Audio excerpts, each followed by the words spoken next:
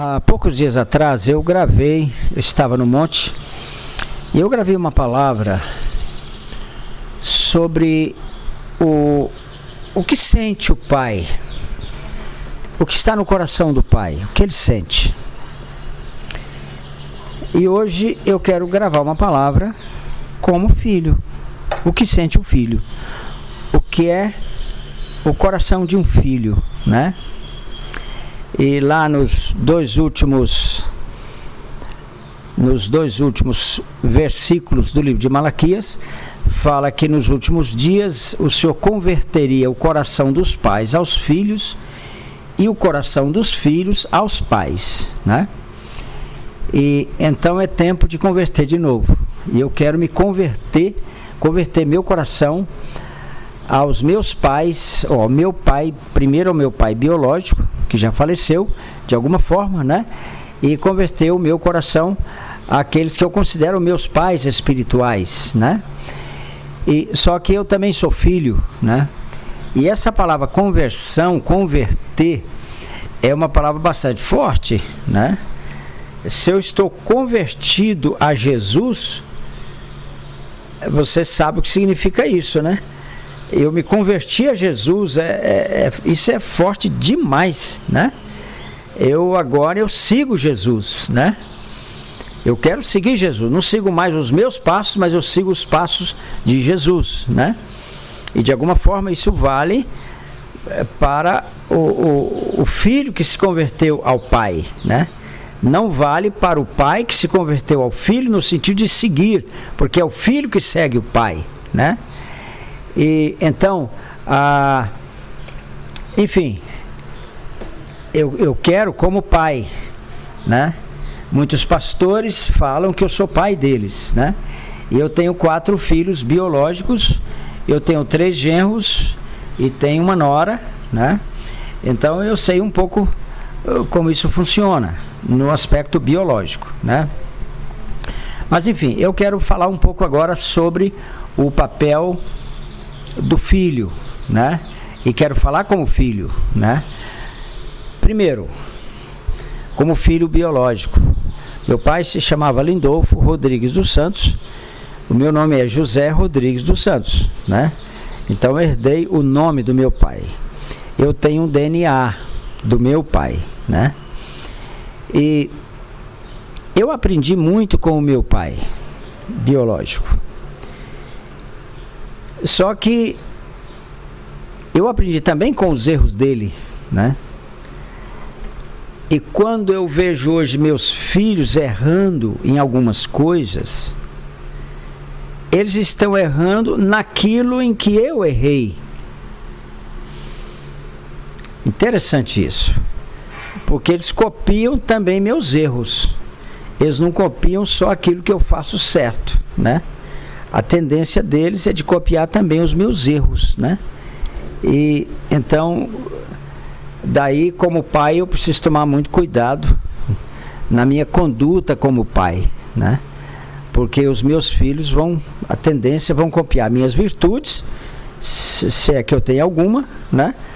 Mas vão copiar também as minhas falhas. Por exemplo, meu pai biológico, ele casou muito cedo. Minha mãe tinha, se não me engano, 17 anos, ele tinha uns 20 anos. E ele pegou um machado, foi com a minha mãe, comprou 6 alqueires de uma mata, onde tinha onça, tinha muita cobra, tinha muita coisa perigosa, tamanduá-bandeira, muita onça. Ele foi para lá, fez um rancho de palha e foi morar naquele rancho com a minha mãe. Lamparina, com o pavio, não tinha, não era querosene, era azeite de mamona que eles usavam, né? Mas começando ali com aqueles 6 alqueires, ele ficou rico, porque ele queria ficar rico. Enfim, não é errado querer ficar rico. E ele ficou rico. E quando eu me formei como médico, O que eu queria? Eu queria ficar rico. Quando eu estudei para ser médico, eu pensava no dinheiro também. Eu pensava em ficar rico, né? Ora, ficar rico não é errado. O problema é a forma. É o caminho para se ter uma riqueza. E eu passei a amar o dinheiro. A Bíblia não diz que o dinheiro é ruim, que é o problema. A Bíblia diz que o problema é o amor ao dinheiro, né? E eu passei a ter amor ao dinheiro. E esse foi meu problema, né? E de quem eu copiei isso? Copiei do meu pai, ficar rico, né? Ficar rico. Eu fiquei rico também. Mas paguei um preço alto porque eu passei a amar muito o dinheiro, né? Então, o pai transmite ao filho o seu próprio DNA. E o filho segue o pai até naquilo onde o pai agiu de forma errada. E teve outras falhas, até pecados que eu cometi, porque eram situações que meu pai viveu. Eu acabei vivendo as mesmas situações. Então, o filho, ele segue o pai. O filho ama ficar na casa do pai. Eu sempre estudei fora, desde cedo, né? Mas eu ficava aguardando o dia que começasse as minhas férias para eu então voltar para casa, né? E eu queria ficar na casa do meu pai e da minha mãe, né? Eu amava muito a casa do meu pai e da minha mãe. E de alguma forma eu queria estar perto deles, né? A minha mãe era analfabeta, mas uma das mulheres mais sábias que eu já conheci, né? E o meu pai era um homem muito prático, mas de um caráter muito sólido. Eu me lembro que uma vez uma pessoa foi cobrar uma dívida dele que ele não devia. Ele olhou e ele falou: eu jamais avalizaria essa pessoa. Era um mal pagador que existia na região naquela época. Aí o dono da dívida olhou para falar: mas a sua assinatura está aqui. Ele olhou a assinatura na letra, na promissória, e ele falou assim: essa assinatura não é minha, é parecida, mas não é minha, mas eu vou pagar. Eu vou pagar porque a assinatura é parecida com a minha. E eu poderia mandar fazer um exame datiloscópico da assinatura, mas eu não vou mandar fazer, eu vou pagar. E ele vendeu 80 vacas naquela época para pagar aquela dívida.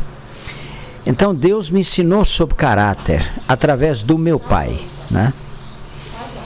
Então eu cito meu pai em momentos como esse. Quando eu quero testemunhar sobre o pai, eu lembro o meu pai biológico. Foi um homem de muita luta, muito trabalho, muito trabalhador, ficou rico, tinha várias fazendas, era criador de zebu naquela época, né? Então, o pai é aquele que você copia. Então, o filho copia o pai. O filho quer saber o que o pai está fazendo. Ele quer se comunicar, o pai está bem de saúde, onde ele está, né? E aí tem uma questão, irmãos, bastante bíblica. Tem o filho menor e o filho maior, né? A Bíblia fala do filho menor, que precisa de alguém até para segurar a mão dele para atravessar a rua. E tem o filho maior, né? O filho que ele já saiu de casa, né? E um dia isso aconteceu comigo. Um dia eu saí de casa e segui o meu caminho, né? E só que mesmo que eu tivesse saído de casa, eu queria voltar na casa do meu pai. Eu ia menos lá, mas eu queria ir, né? E o meu pai morava aqui onde eu moro hoje, anos atrás, décadas atrás, aqui no sítio onde eu moro. E aqui é no lado da estrada de Montes Belos, eu morei lá 30 anos. Mas eu jamais vinha a Goiânia sem, na volta, na ida ou na volta, geralmente na volta, passar aqui na casa dos meus pais e ficar aqui com eles. E eu sempre vim aqui, né? Então o filho, ele quer estar perto do pai. Mesmo que agora ele já está seguindo o seu caminho, sua trajetória, como eu já estava, como médico, tudo, como empresário, eu já estava seguindo minha trajetória. Mas eu tinha muita preocupação com meu pai, com a minha mãe. Uma vez meu pai sofreu um acidente de crânio, teve que fazer 2 cirurgias do crânio. E eu acompanhei meu pai, paguei as 2 cirurgias que ele fez do crânio, né? A minha mãe, eu cuidava da minha mãe, embora sendo médico, eu cuidava dela, levava em outros médicos. Eu tinha muito cuidado, muito zelo por minha mãe, né? E eu sepultei minha mãe, ela faleceu até cedo. Sepultei minha mãe, mais tarde sepultei meu pai, né? E para honrar os meus pais até hoje, eu tomei uma cadernetinha, eu anoto nessa caderneta tudo aquilo que eu vou me lembrando sobre meu pai e sobre minha mãe. Condutas do meu pai, condutas da minha mãe, como a minha mãe se conduzia, anotava algumas coisas. Anoto até hoje, está aqui a caderneta, está na gaveta. Eu me lembro, abro a cadernetinha que já está velha, está meio até amarelada, e vou lá e anoto. Por quê? Porque a Bíblia manda honrar o pai. Honrar o pai e a mãe. O pai fala do pai e da mãe. Eu honro os meus pais até hoje. Essa é uma das formas que eu tenho. Eu tenho foto do meu pai e da minha mãe na sala aqui da minha casa, foto grande que eu coloquei lá, né? Para me lembrar dos meus pais, né? Então, o filho honra o pai de todas as formas. Ele procura honrar o pai, né? E o filho, quando ele é castigado fisicamente pelo pai, eu me lembro, eu levei surras históricas do meu pai. Hoje, como eu dou graças a Deus pelas surras que eu apanhei do meu pai, eu aprendi a temer a autoridade pelas surras que eu apanhei do meu pai. Eu aprendi. Eu tinha até medo do meu pai em certos momentos, né? Ele até exagerou algumas vezes, que ele exagerava em algumas vezes que ele batia nos filhos, né? E eu também castiguei fisicamente meus 4 filhos, especialmente o Weber, foi o que mais apanhou, né? Só que, por exemplo, o Weber está com 5 anos, eu tive que dar uma surra nele, de vara. Ele vinha chorar no meu colo e dormia. Ele chorava até, quantas vezes eu me lembro, o Weber chorava até dormir no meu colo. Mas eu havia batido nele. Mas eu bati com amor, né? Então o filho precisa dar liberdade ao pai para bater nele. No sentido, claro, eu tenho hoje, graças a Deus, muitos filhos espirituais. Eu não vou pegar minha cinta e vou bater neles. Mas pode ser que eu precise corrigi-los de maneira forte. Bem forte, né? Pode ser, né? E está na Bíblia. Vai lá para Hebreus 12:6. O pai castiga o filho a quem ama e açoita. O pai castiga aquele a quem ama, açoita o filho a quem recebe. É mais ou menos isso que está lá. Açoita o filho, né? Então pode ser que eu precise, se você se sente meu filho, está ouvindo ou lendo essas palavras, pode ser que eu tenha que dizer umas palavras firmes para você. E eu sou colérico, às vezes não consigo, eu vou falando.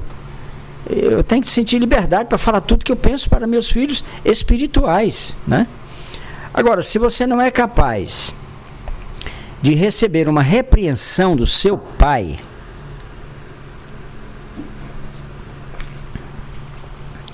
você não está em condições de ter um pai espiritual.